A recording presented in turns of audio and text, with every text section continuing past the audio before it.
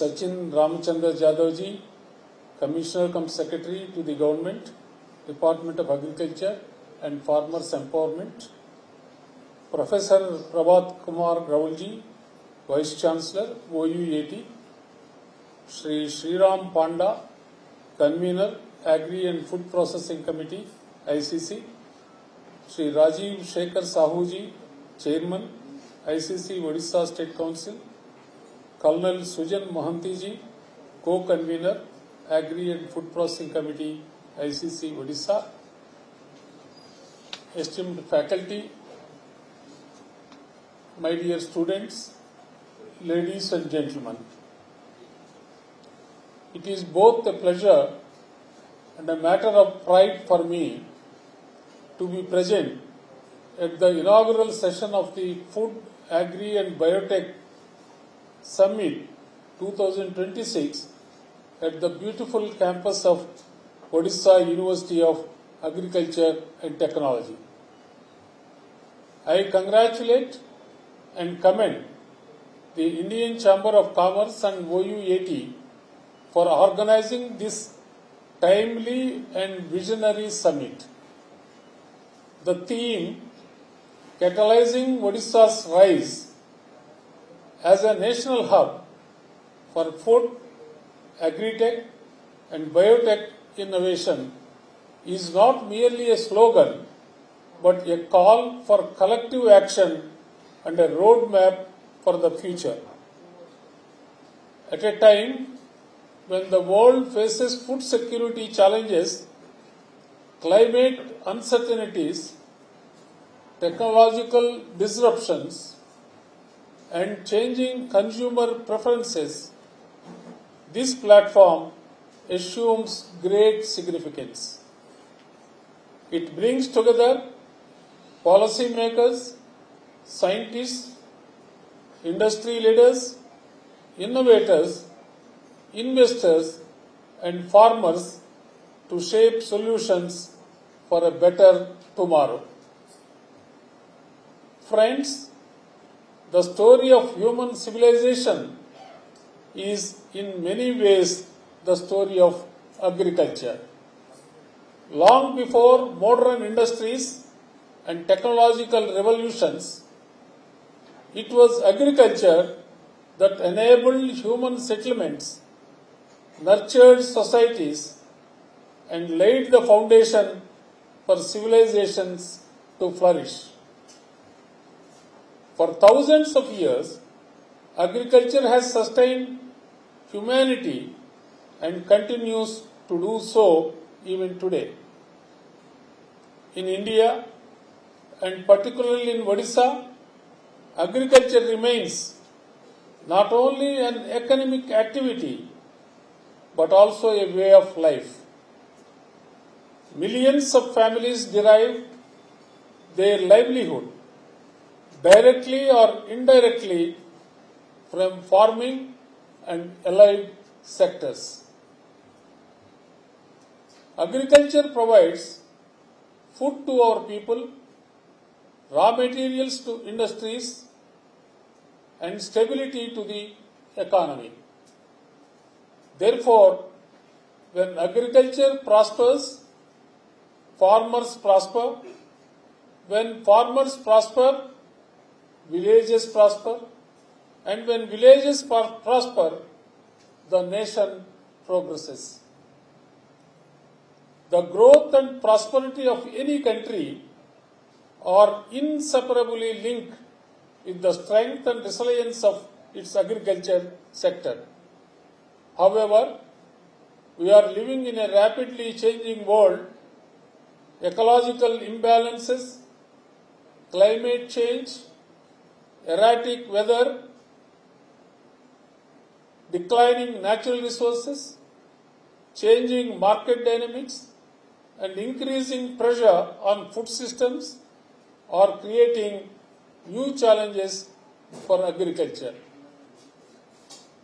Traditional practices alone may no longer be sufficient to meet these emerging realities. The need of the hour is to embrace innovation, science and technology at every level, especially at the grassroots. Recession farming, climate resilient agriculture, biotechnology, artificial intelligence, digital platforms, value addition, and efficient supply chains must become integral parts of our agricultural ecosystem. Scientific breakthroughs must reach the fields, and innovation must translate into higher productivity, better incomes, and sustainable livelihoods. I am happy to note that the FAB Summit has thoughtfully structured its deliberations around important themes such as the future of food, biotechnology in agriculture, and food processing, next generation agri and food MSMEs, and enterprise, capital, and policy support. These discussions will help create a comprehensive ecosystem where science, entrepreneurship, finance, and policy work together to transform the agricultural landscape. This is very essential. A comprehensive ecosystem where science, entrepreneurship, finance, and policy work together to transform the agricultural landscape.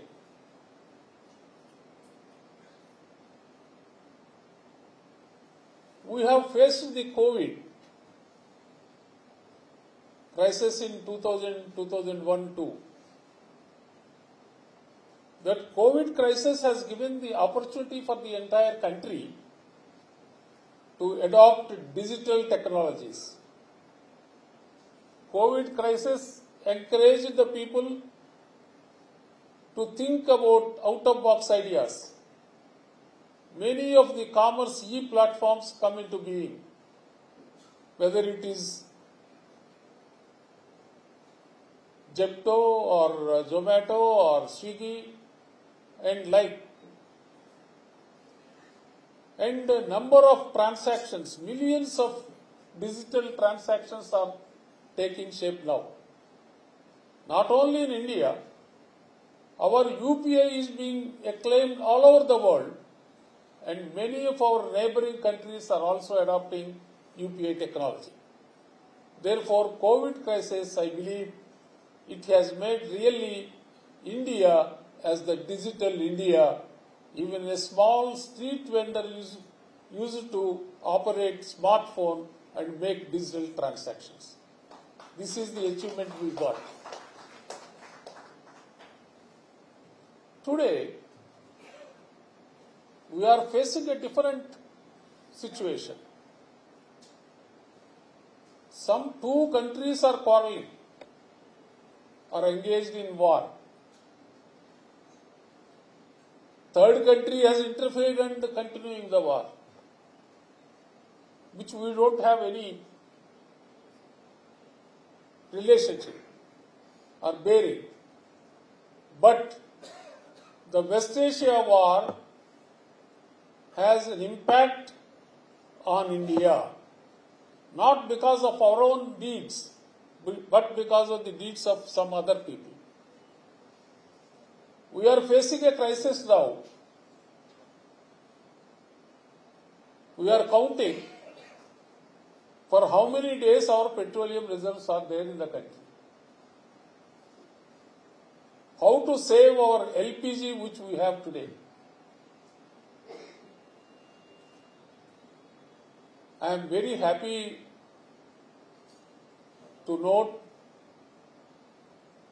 and counter the people who are very pessimistic about India and saying that Indian economy is going to have another tsunami. No, it is not correct. The West Asia crisis is giving an opportunity for India to become the world leader in all respects. How? Indian economy is faced with the major difficulty is we are spending to the tune of 22 to 23 lakh crores of rupees in foreign exchange to import crude oil into the country. This is the highest bill. Let me think about how India can face this crisis. Our Honorable Prime Minister in the recent public meeting at Hyderabad advocated some of the measures to conserve the consumption of the fossil fuels, and he advises the citizens to shift from petrol diesel vehicles to electric vehicles. If you shift to electric vehicles, you need not consume petrol diesel. You are conserving it. Some people immediately ask the question, where from you get electricity?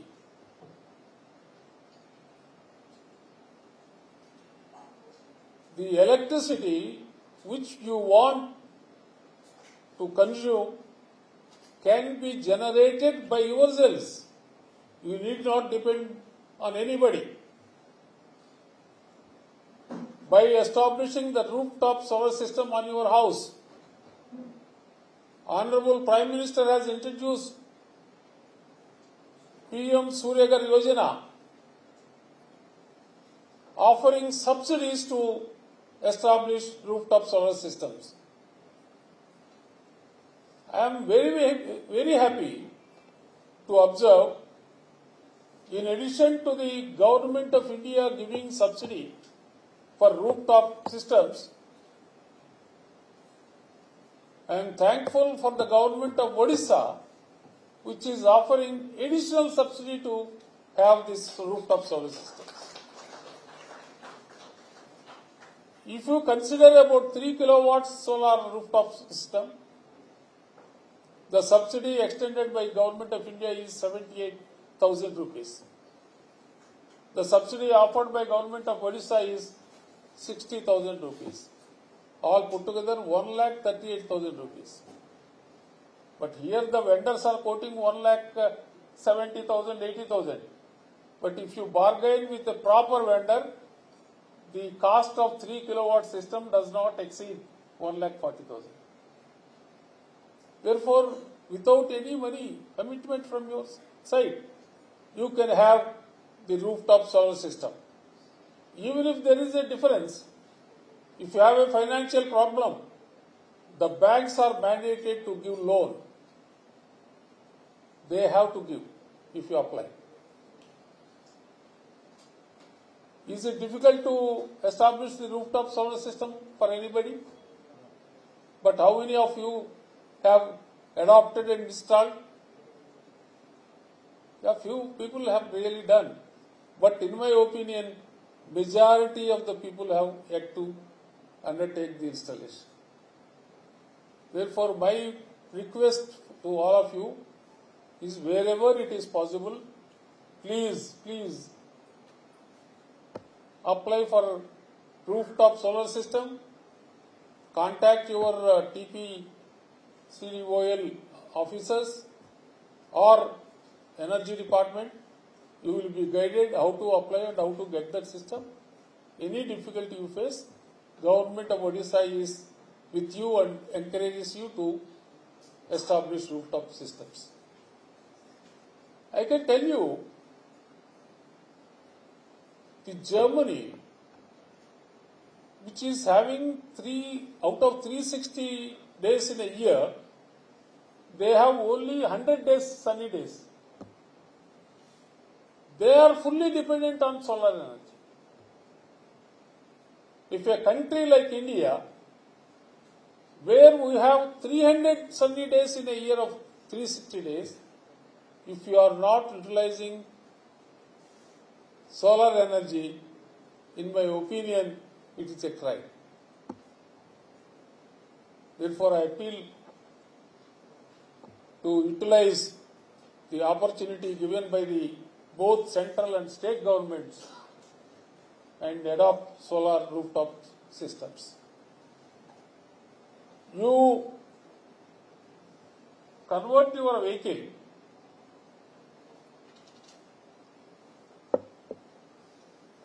into electric vehicle, establish solar rooftop system. The power required to charge your two-wheeler is being obtained freely from your system. That means all of your transport costs are being met and it is zero. You need not blame anybody for increase of petrol price rise or diesel price rise. It is in your hands how you can manage your economy, your finances, and reduce your expenditure.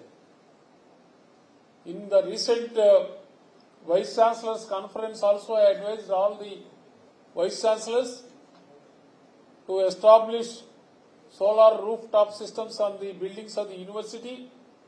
If you have money, you can invest on your own. If you have the capability to raise CSR, you can raise CSR funds. If you don't have any opportunity, you establish a solar rooftop system under RESCO scheme. Somebody else will come and establish without any investment from your side. He will offer the supply of power at a concessional rate. That can be invented through a tender process. That is the way we can go ahead. I also advise the Vice Chancellors to motivate their staff members, their students, to convert the vehicles from petrol, diesel to electric. Those who convert their vehicles into EVs, they will be allowed to charge their vehicles free of cost in the university campus. That is the incentive to be given to everybody.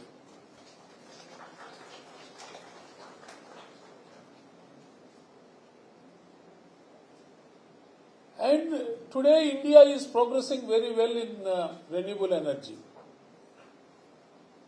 More than 50% of total generation of power in the country is from renewables today. Therefore, you should also participate in that renewable activity and contribute to the renewable energy of the country. I am also exploring the possibility. I think all of you know in Raj Bhavan, Lok Bhavan, we have converted all the governor's carcade vehicles into electric vehicles about 1 year, 4 months ago. We have converted all two-wheelers into EVs. We introduced golf carts, EV golf carts, to bring guests from the reception gate to the office.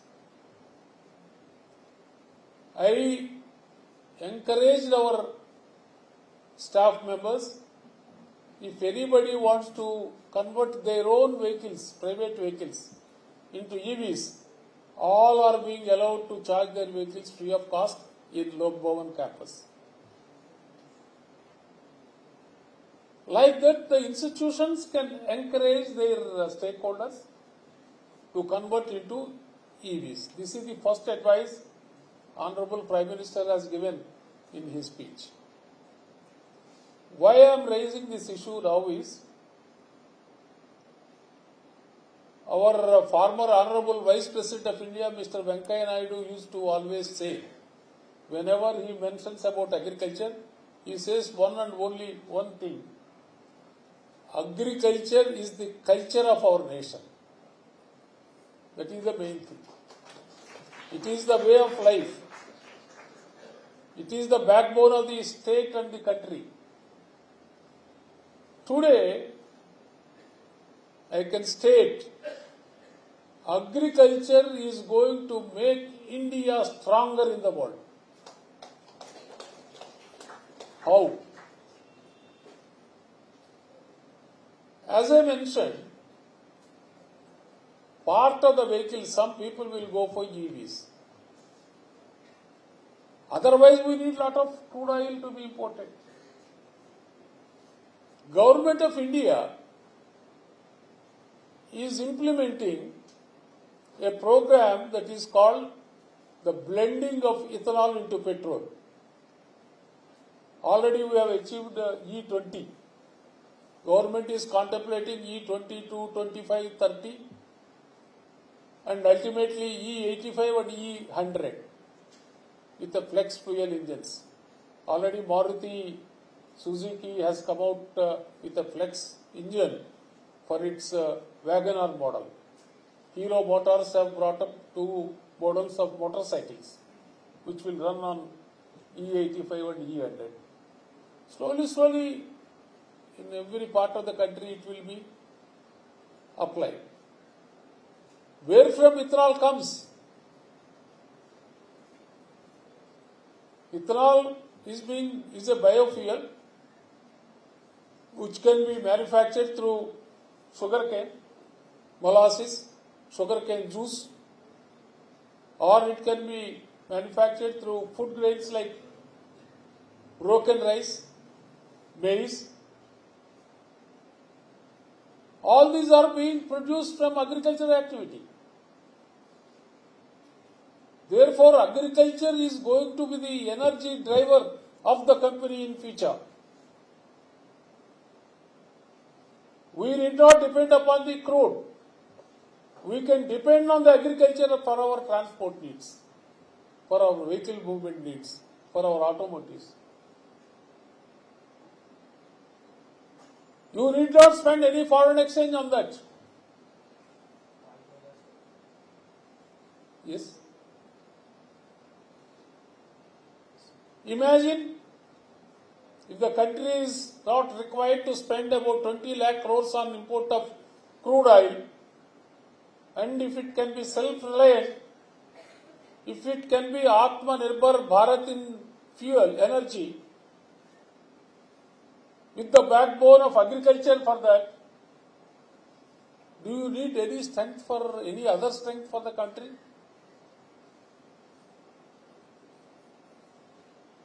Therefore, agriculture is going to play a very important role in solving the country's economic problems, in saving the country from various different crises. Therefore, today agriculture cannot be ignored.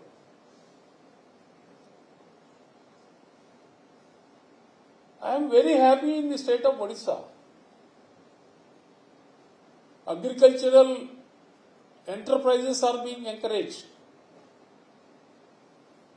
Mukhyamantri Krishi Udyog Yojana offers 50% subsidy if you set up any unit which costs 2 crores. That means 1 crore is the free money. The other money will be from the bankers to lend.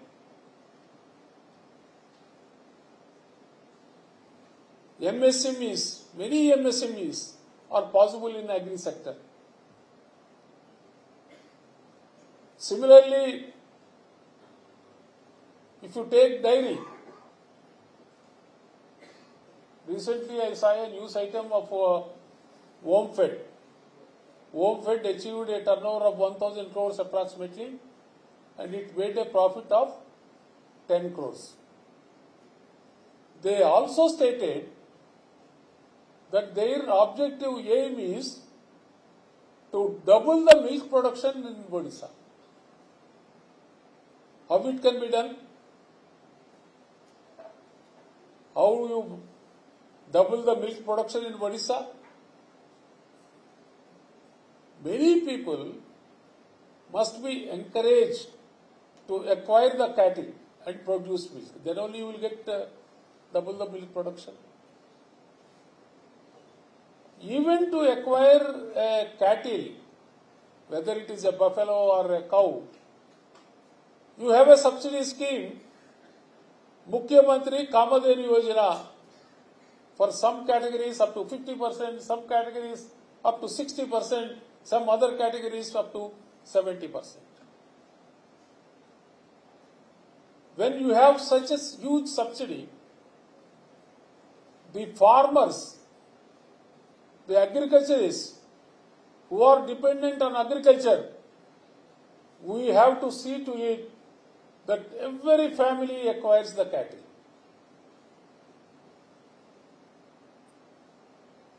I know some families may not be in a position to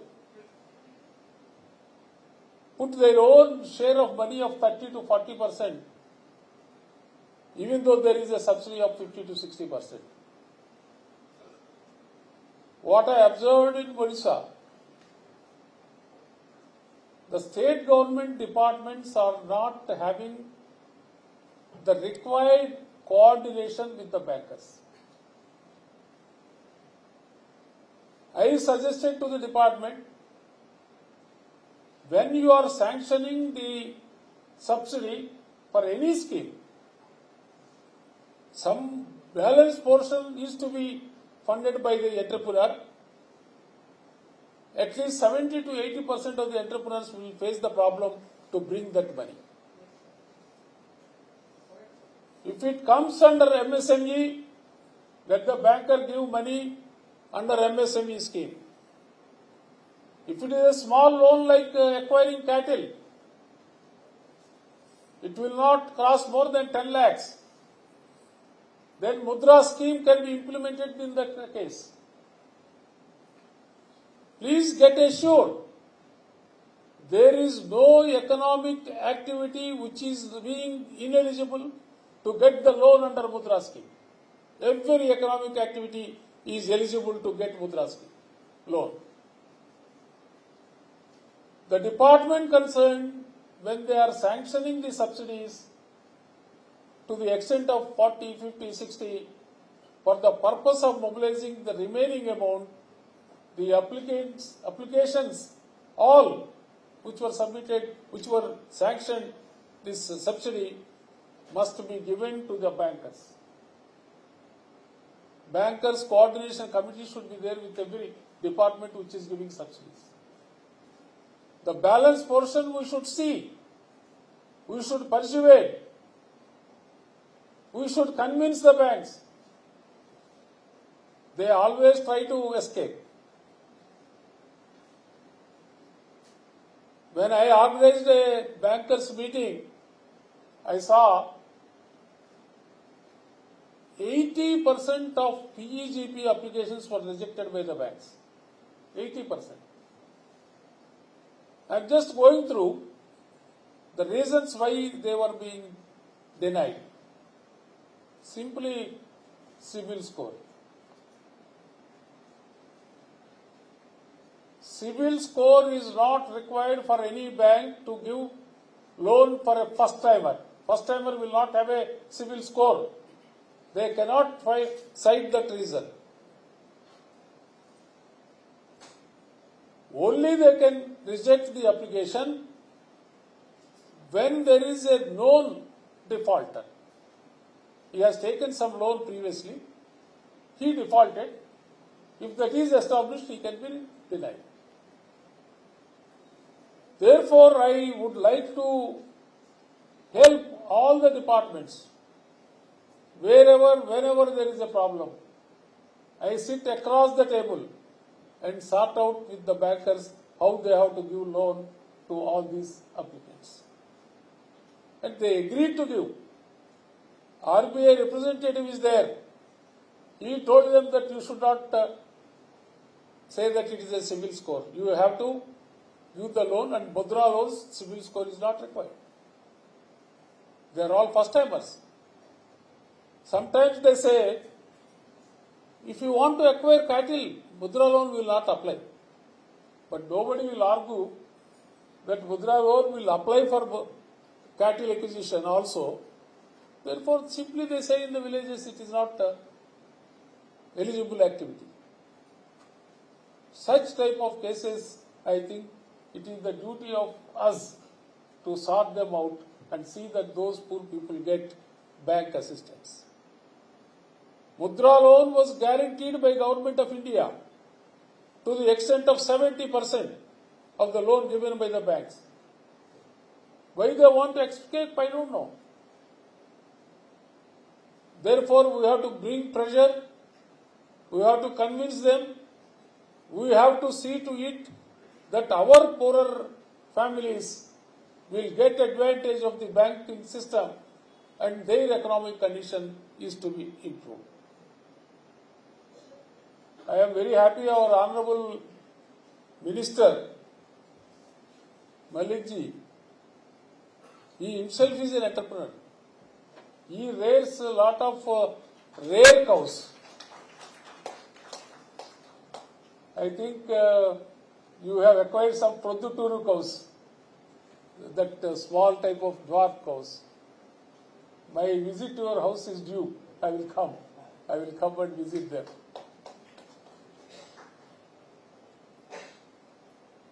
I am very happy that you have ministers as the role models for you. What is the problem for an agricultural family to have cattle? They know everything. Veterinary department is there to take care of the health of the cattle. Therefore, in villages, in tribal families, scheduled caste families, backward class families, whose economic conditions are to be improved, they should have a subsidiary income other than their main agricultural profession. They should try to have cattle. They should try to have a backyard poultry farm. And if you produce more and more, the milk can be converted into milk powder and can be exported to other parts. If you produce more eggs, you can export. Not only you consume, if you produce more, you have the chances of exporting to Gulf. Therefore, why we should not take up these activities, particularly the agricultural families? I am very happy today because, and I also congratulate Honorable Vice Chancellor, OUAT, for taking up my suggestion to prepare the project profiles in agriculture sector and brought out 5 volumes, beautiful volumes, giving a lot of information. And I suggested only about 7 to 8 months back, and within 8 months, he and his team brought out very good books which will help the first time entrepreneurs. For the students who come out of the college,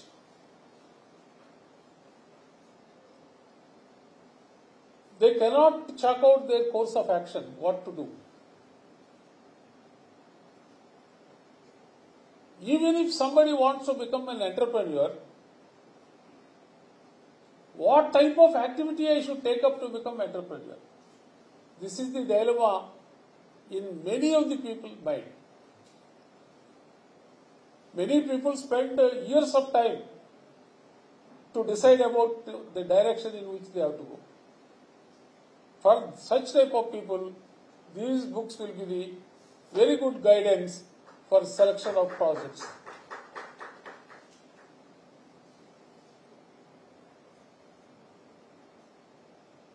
Odisha is a very good potential state. People think about it is the mineral rich.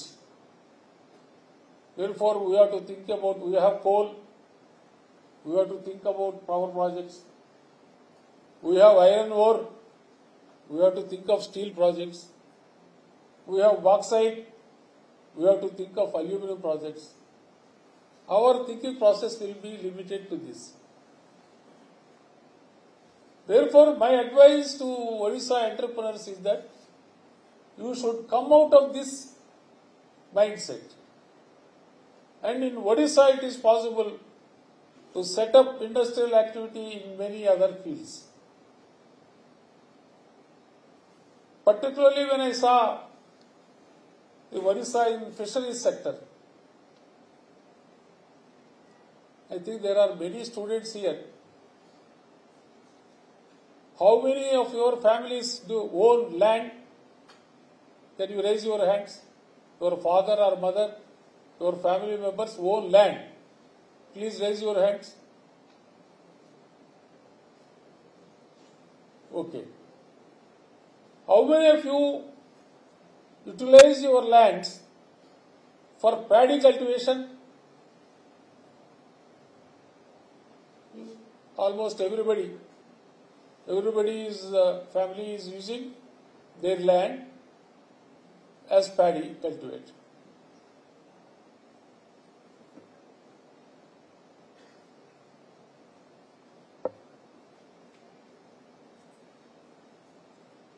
In my opinion, I think many of the speakers have also advocated that we should diversify the paddy cultivation to some other crops, because government is burdened with giving about 800 rupees per quintal subsidy.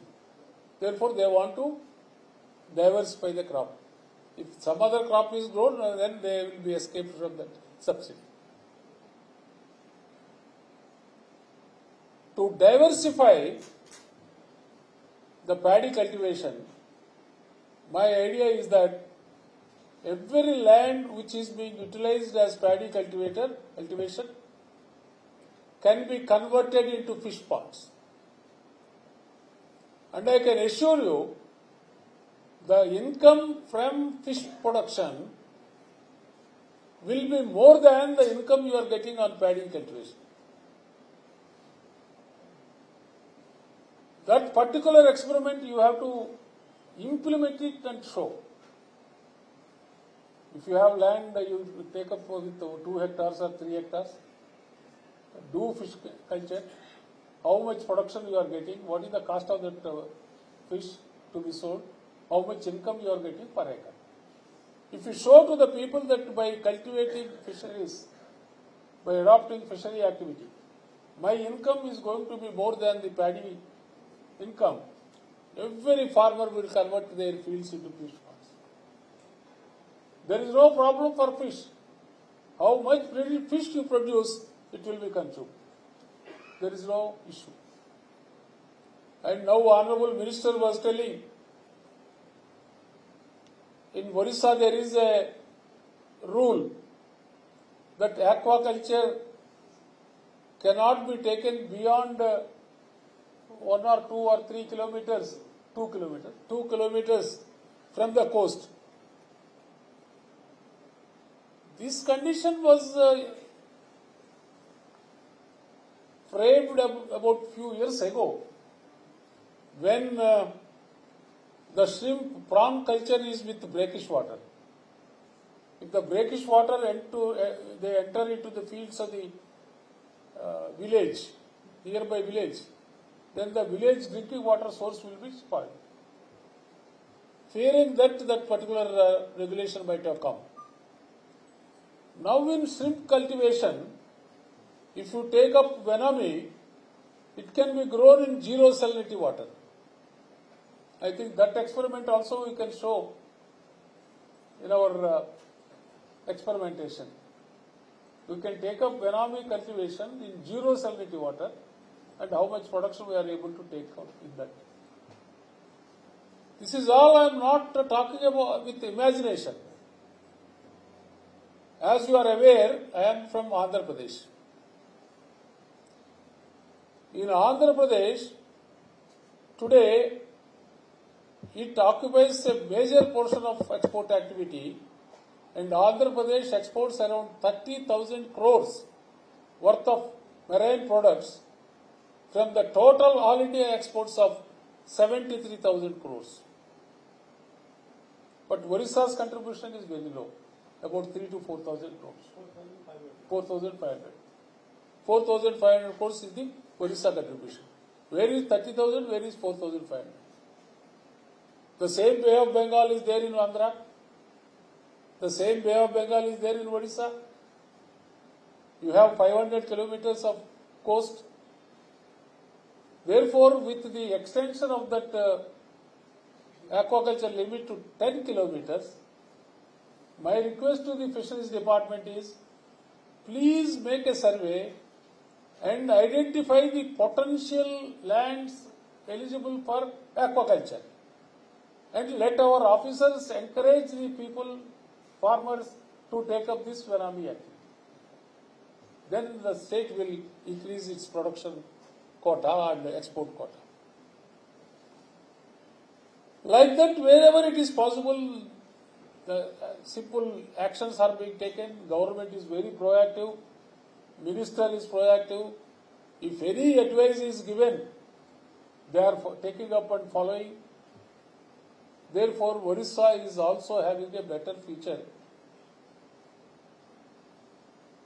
in coming days, and agriculture is going to be the real backbone of not only India but also Odisha. Such initiatives are essential for building a future-ready agriculture sector that is productive, sustainable, and globally competitive. Friends, I would particularly like to address the youth of our state. Agriculture today is no longer confined to traditional farming. It offers exciting opportunities in agribusiness. You can understand what sort of opportunities are going to come up. If you increase the aquaculture area for fish production or prawn production, how much of ancillary activity is going to be developed, you can visualize. When culture is there, you need the seed. Therefore, you have to establish hatcheries for the fish seed and also shrimp seed. Once you have fish culture, for marketing this fish, taking to the market, you have to preserve the fish. With what? With ice. Therefore, you need a requirement of an ice factory near fish ponds. You want to transport this fish to the markets. Maybe in Kalahandi district somebody is farming fish. From Kalahandi it has to come to Bhubaneswar for its marketing. Therefore, you need transport trucks. If you take every activity, for every activity there is a subsidy scheme in Government of India and in the Government of Odisha. Please avail all these opportunities. Not only fish farming and shrimp farming, other ancillary activities relating to that, so many will emerge. Lot of opportunities will come. It offers exciting opportunities in agribusiness, food processing, biotechnology, farm mechanization, digital agriculture, agri startups, supply chain management, and value-added enterprises. Friends, I would particularly like to address the youth. The future of agriculture belongs to innovators, entrepreneurs, and problem solvers. I urge our young minds to look at agriculture not merely as an occupation, but as an avenue for innovation, enterprise, and national development. The Government of India and the Government of Odisha have launched several initiatives to support startups, farmer producer organizations, food processing units, biotechnology, ventures, and rural enterprises. And another point of which I observed is many of the people are not aware of the Government of India social security schemes, social welfare schemes, developmental activity subsidy schemes, and also Government of Odisha's all other developmental schemes. Many people are not aware. Not only the illiterate and people living in villages, they are not knowing, I can understand. But the elite society are also not aware of many of the things. even if they are aware, they are not joining them. This I have experimented with Pradhana Mantri Jivana Suraksha Bima Yojana. Pay 20 rupees and get 2 lakh insurance for your life against accident. If you pay 20 rupees, your life is insured for 2 lakhs against accidents. Please let me know how many of you have joined in this scheme. Backside students. How many of you joined? 1, 2, 3, 4, 5, 6, 7, 8, 9. Very low percentage. Suppose if you know that there is a scheme, if I pay 20 rupees, I will get insurance for my life against accident. Now you know. Are you willing to join or not? Are you willing to pay 20 rupees and join in that scheme? Yes.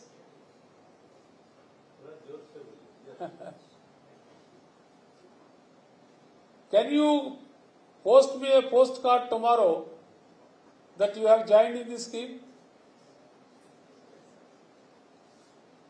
How to join also you should know. Nowadays, everybody is having a bank account. Wherever you have the bank account, you go to the branch, give a small letter or a white paper that please debit 20 rupees and join me in Pradhana Mantri Suraksha Bima Yojana. That is enough. You will be joined. Next year you may forget to pay 20 rupees. You don't remember. But you can give auto debit option. Without your knowledge, you are being covered for your life. Only thing you have to do is make available the 20 rupees when the debit time comes. Tomorrow will you go to your branch manager and give the letter to avail this scheme?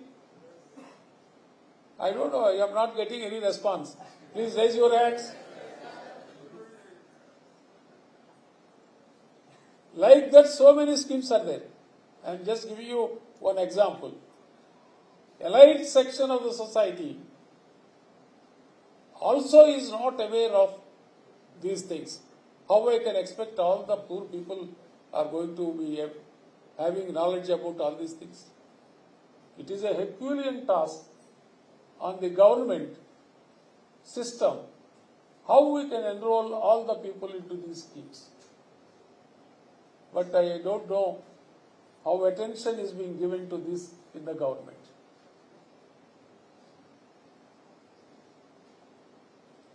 Therefore, I was also not aware, I was also apprehensive that how many people are knowing about the subsidy schemes available to them, government schemes. We are talking about Mukhyamantri Kamadhenu Yojana. We are talking about Mukhyamantri Krishi Vidyag Yojana.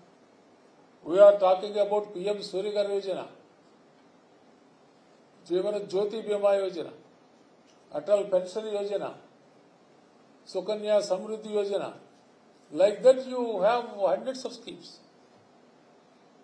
Therefore, when I come across the Orissa Administrative Service people, probationers, to interact with me in Lok Bhavan, I observed 90% of the people who are being trained are not aware of these things. I advised the training institutes, Gopabandhu Institute and other Institute of Financial Management, to compile these schemes, as I requested the Agricultural University to compile the project profiles. I advised them to compile about all the schemes of the government which one can read in one book. I think ROTI, Revenue Officers Training Institute, they have prepared the compendium and I have circulated, I think 2 copies each of the schemes to all the Vice Chancellors in the Vice Chancellors Conference. It is your duty to spread that message to the students.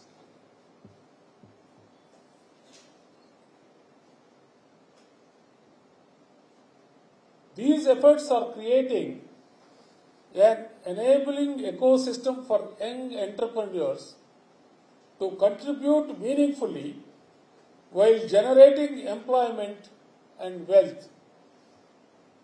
In this context, I am delighted that the Handbook of Agribusiness in Odisha is being released during this summit. I sincerely compliment OUAT for bringing out these timely and valuable publications. As a premier institution in agricultural education, research and extension, OUAT has played a pioneering role in advancing Odisha's agricultural sector, and this handbook reflects its continued commitment to empowering farmers, entrepreneurs, and rural communities.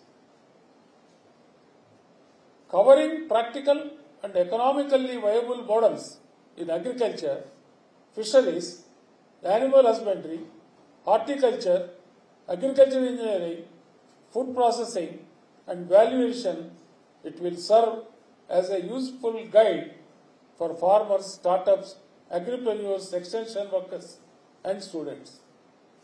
Our Agriculture Minister, Deputy Chief Minister, Sri Kanakavardhan Singh Devji, himself is a farmer. He produces dragon fruit and exports to Gulf. He produces strawberries in some of the districts where the climate is suitable. Therefore, you have ministers with you with role models, whether Malikji, whether Singhdevji. Please take suggestions, guidance from them, how to become an entrepreneur and start any activity and become entrepreneurs. That is my sincere advice.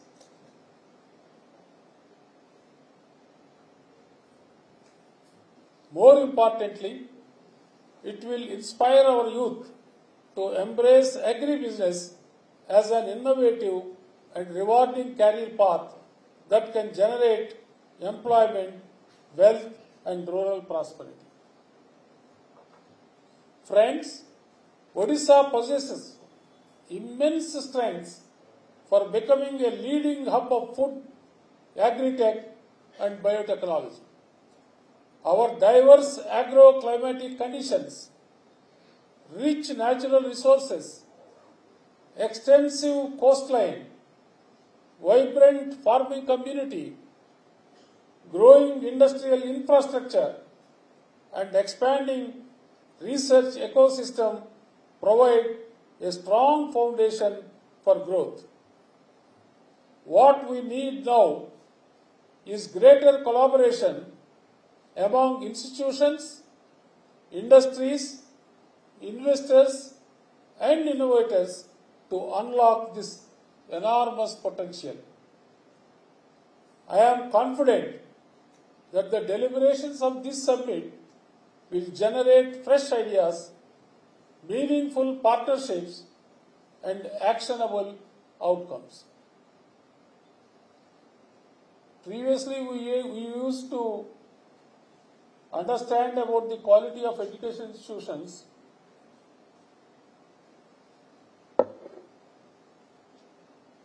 by simply knowing how many research publications were published, how many PhDs were produced, how many people got awards.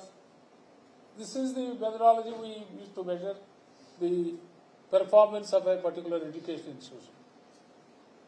Now the idea has changed. Now your performance can be measured in terms of how many entrepreneurs you have made. How many entrepreneurs have come up out of your curriculum when you teach the people? How many are being motivated to become entrepreneurs? How many units were started? How many industrial activities have come up? I think this parameter will also be a measurable point from tomorrow.